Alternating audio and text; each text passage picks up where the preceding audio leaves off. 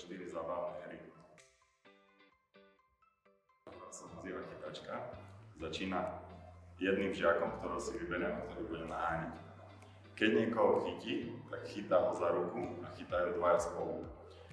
Vlastne princípom je to, že vždycky sa tí žiaci spájajú dokopy, až ostanú vo veľkej skupine a ten, ktorý ostane posledný, tak sa stáva víťazom.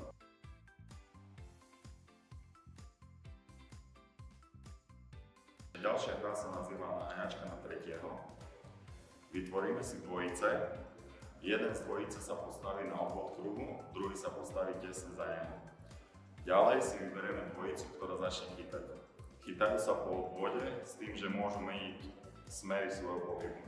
Ak sa chce žiak, ktorý je chytaný, vymeniť alebo zachrániť, tak sa musí zaradiť vonkajším oblúkom za prvého, ktorý stojí z vnútornej strany.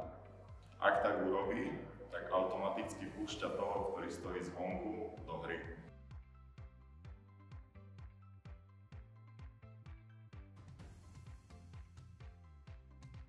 Tretia hra sa nazýva hadík.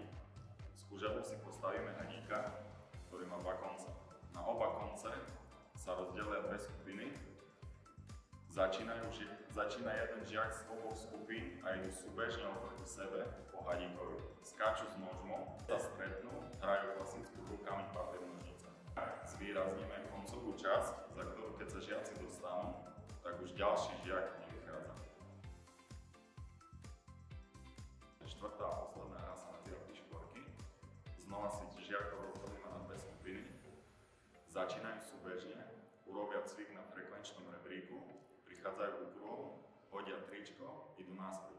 Dbáme na to, aby žiaci vyrážali až vtedy, keď sa ich kolega bez trička vráti naspäť. Dúfame, že sa vám naše cvičenie páčilo a že ste sa pri ňom zabavili.